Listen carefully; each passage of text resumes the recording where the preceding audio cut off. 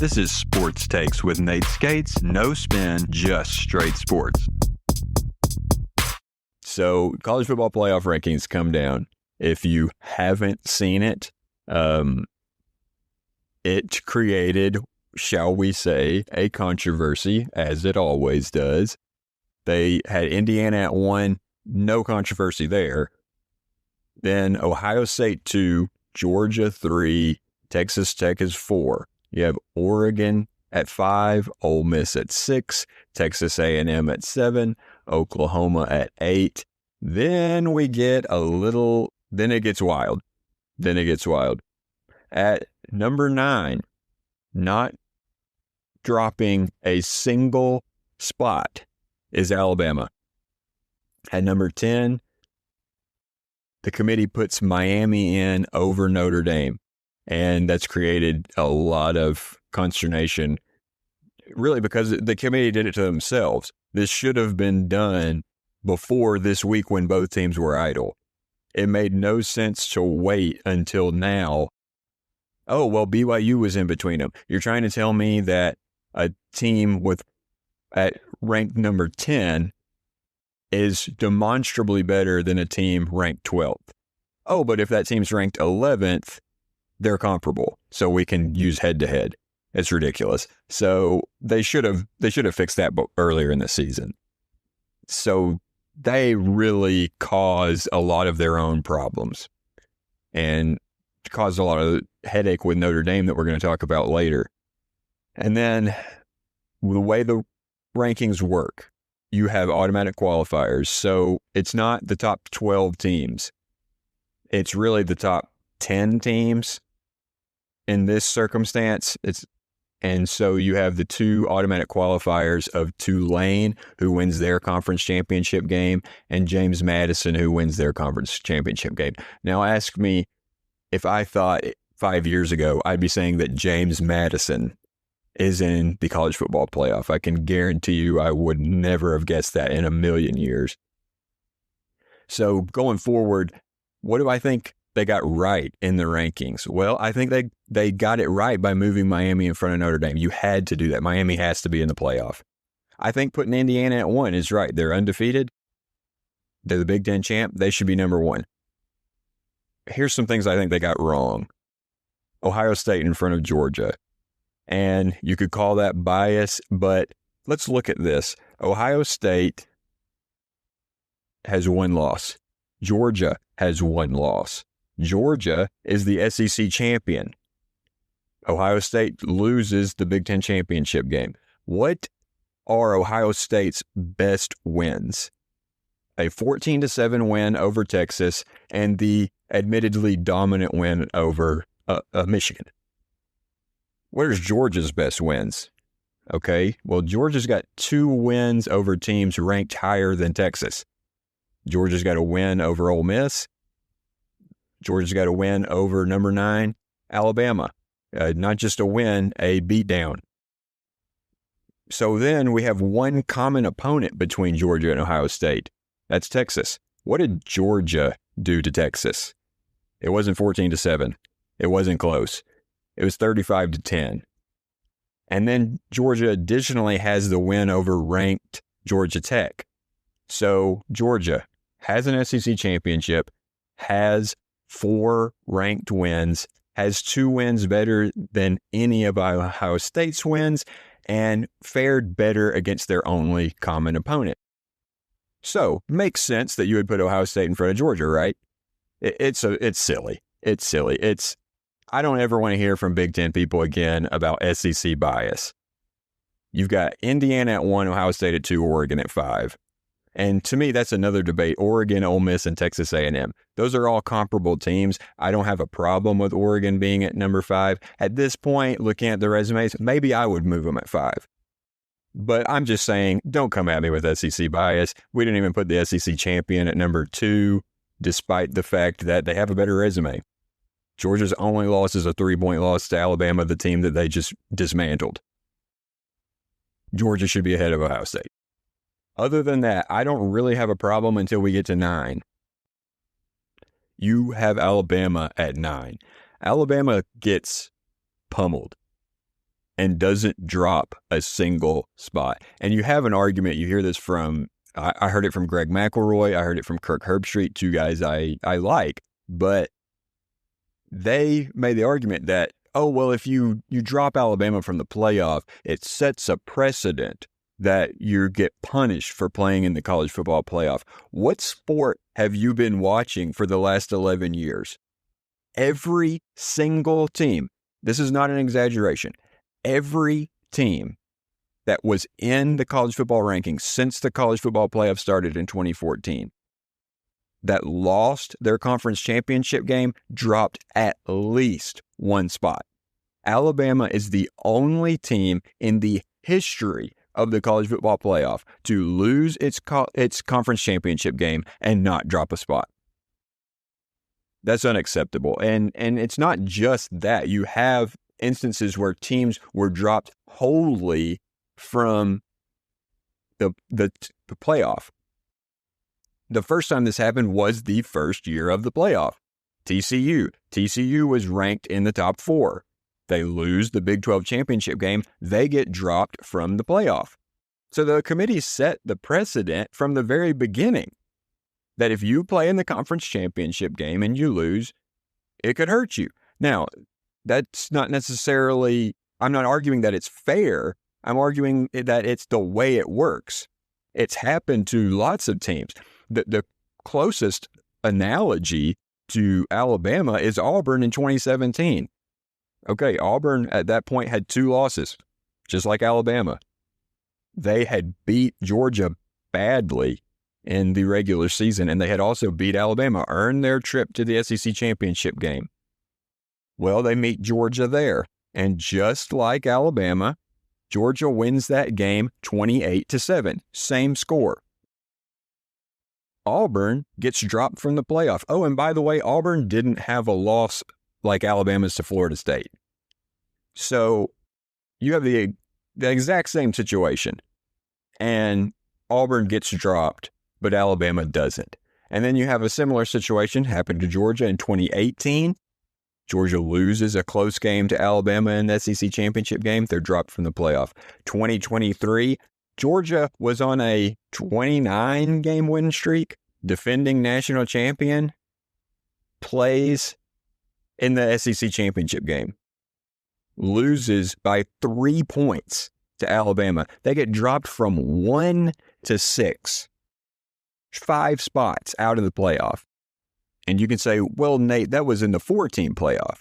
What about in the 12-team playoff? Okay, well, that precedent has already been set. In the first year of the 12-team playoff, SMU was ranked number 8 going into the conference championship weekend.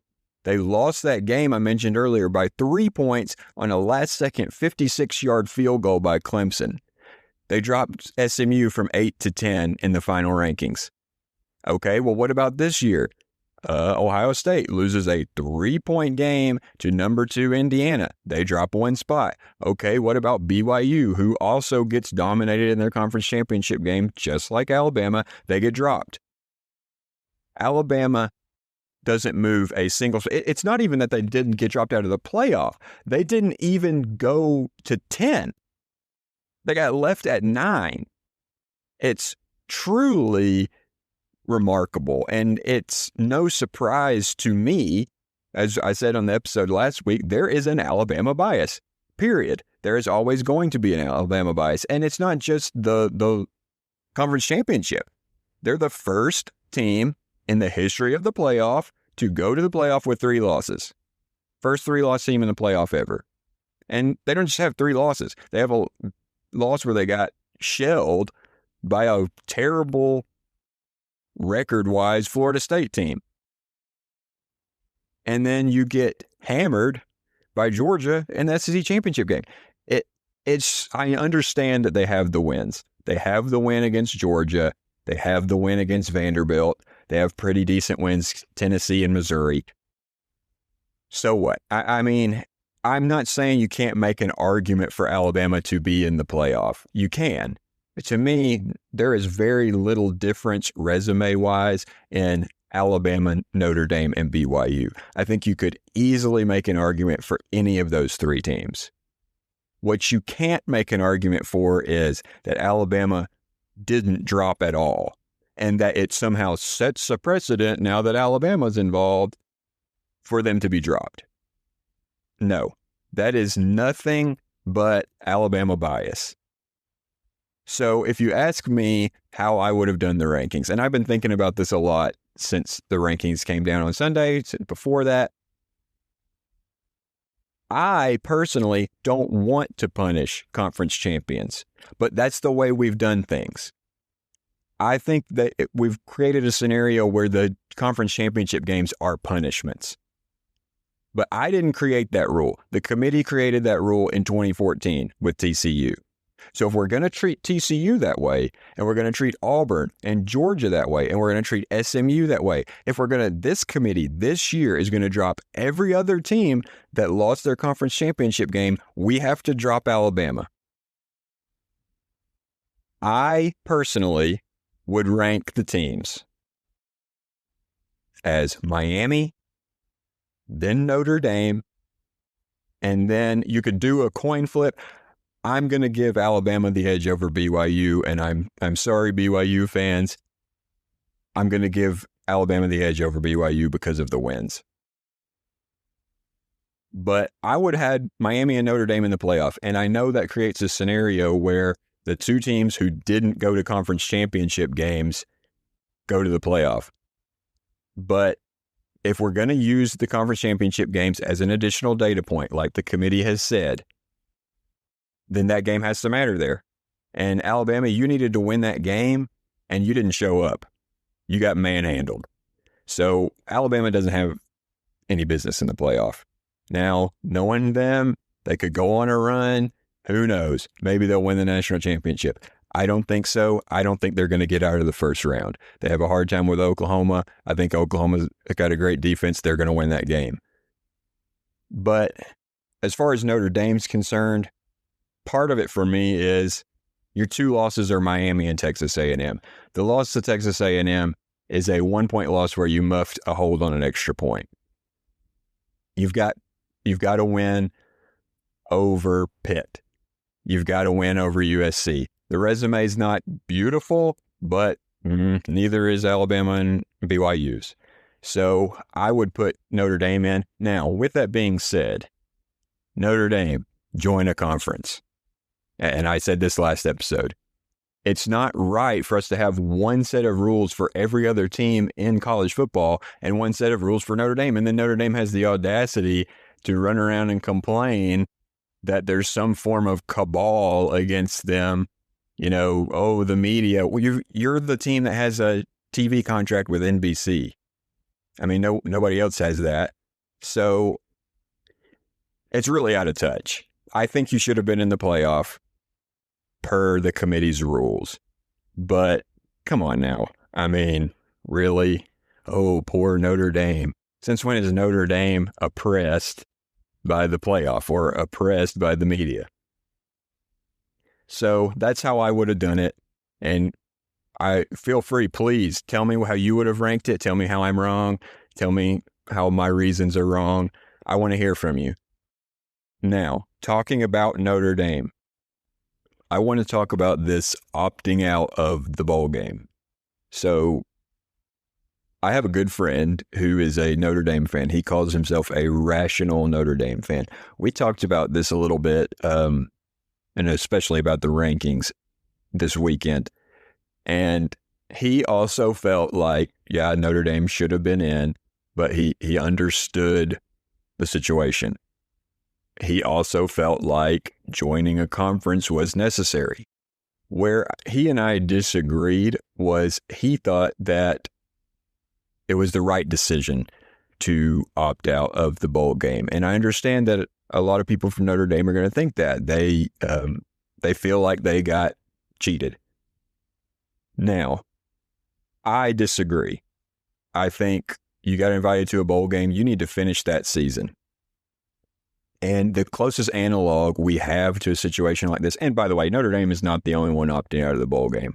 Several teams are opting out of a bowl game. And you've got situations where, teams that normally wouldn't have even been in a bowl are opting out of bowl games. So it's an epidemic. It's not just Notre Dame. But I think it's a major mistake. The closest analog to this is 2023. Florida State, they win the ACC championship. They go undefeated, but Jordan Travis, quarterback, is hurt. They don't look great since his injury. They get left out of the playoff. Florida State fans, schools, furious. Florida State's filing lawsuits against the committee. And they quit. When they played in that Orange Bowl against Georgia, who also got left out of the playoff when they shouldn't have, which we had a problem that year. There were 6 good teams. There were 6 good teams that should have been in the playoff. But Florida State had a bunch of opt-outs. They had guys, NFL guys, quitting, opting out of the bowl game pouting because they didn't get in. Georgia didn't do that. The guys on Georgia didn't do that. In that game, Georgia broke its own record set against TCU the year before for the biggest margin of victory in the history of postseason college football. And you had guys like Florida State's great wide receiver who went to the NFL, Keon Coleman, running around saying, oh, well, if Georgia had just beat Alabama, we'd been in the playoff. And then we, if we had played Georgia then, we would have beat them for sure. Okay, give me a break. You had your chance to beat Georgia. You got beat by 60 points.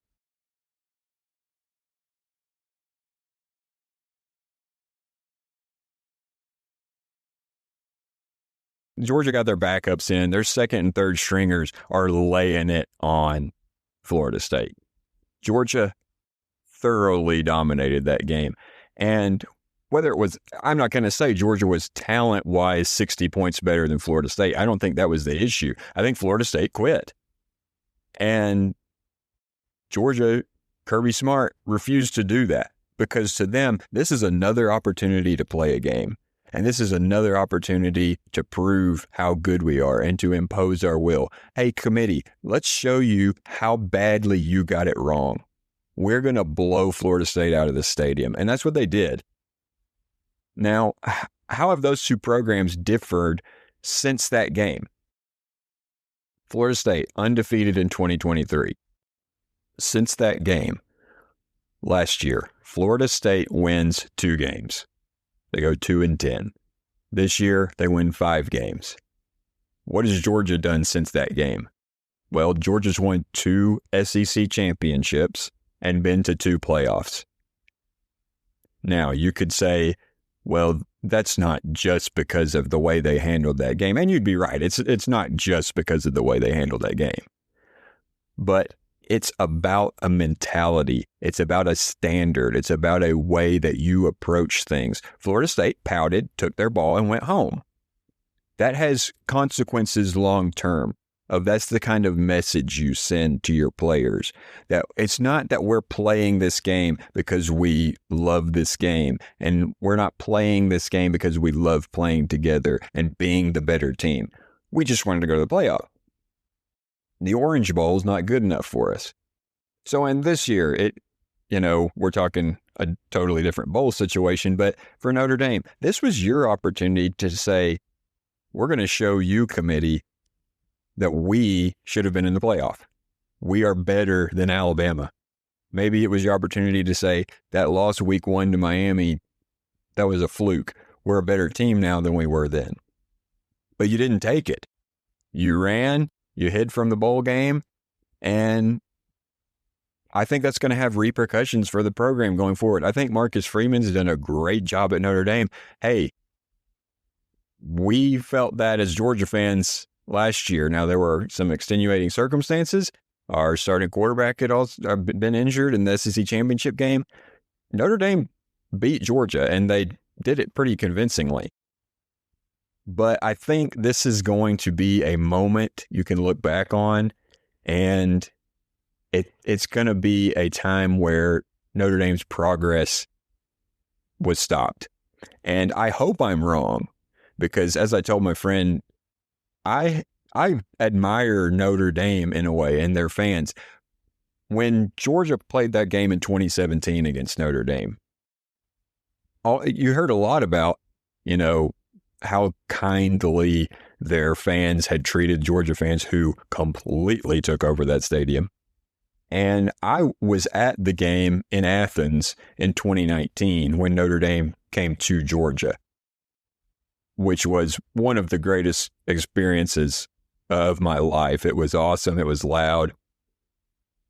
I had great interactions with Notre Dame fans, the few that were there. And Notre Dame played really hard. And I walked away with a respect for Notre Dame's players, Notre Dame's fans. And I feel like that's a relationship that's kind of been built through those games. So I hope I'm wrong. I hope Notre Dame is going to come out next season and use that as their opportunity to prove the playoff committee wrong. But I don't think they're going to. I'm not saying they're going to win 2 games like Florida State the next season, but I think this is going to hurt them going forward. I think it sends a bad message to the players on the roster. I think it sends a bad message to recruits. I think it sets a bad tone for the program. So that's all really the time we have on this show. Next episode, I'm going to switch it up a little bit. We're going to talk about Major League Baseball free agency. There's been some big happenings already. And we're also going to talk a little bit about college basketball. We'll talk about Georgia's hot start and talk about what's going on with UK. I live around a lot of Kentucky fans, and they are not happy. But before I go, I want this show to be a community. I want you guys to send me your comments, send me your questions. You can email me at skatesportshow@gmail.com. We've got a page on X, formerly Twitter. We've got a Facebook. I have a YouTube channel for this podcast. You can reach out to me there. So at the end of each episode going forward, I want to ask you guys some questions just about you as fans, and you can debate them. We can talk about them. So the first question I want to ask you is really simple. Who are your favorite teams? Who do you guys root for? Who do you like? Obviously, I like the Bulldogs. I like the Braves. Those are my teams. Who do you like? And another question I want to ask you is who are some of your favorite players that did not play for those teams? Like for me, I liked Peyton Manning a lot growing up. I liked Tiki Barber. I liked a lot of guys in the NFL who weren't playing for the Falcons. There were some really great players that you could appreciate in Major League Baseball. I thought Ken Griffey Jr. was awesome. Torrey Hunter, Johan Santana, some really cool guys who my team had to play against, and I had to see that. And NBA, I liked watching Rajon Rondo. It was annoying watching the Celtics beat the Hawks, but, I liked watching him play. So who are some guys that you liked that weren't on your team? So thank you so much for listening to the show today. If you made it this far, appreciate it, and hope you'll hit like, subscribe, follow, give me some comments, feedback. I hope to grow this show, and I hope you'll grow along with me.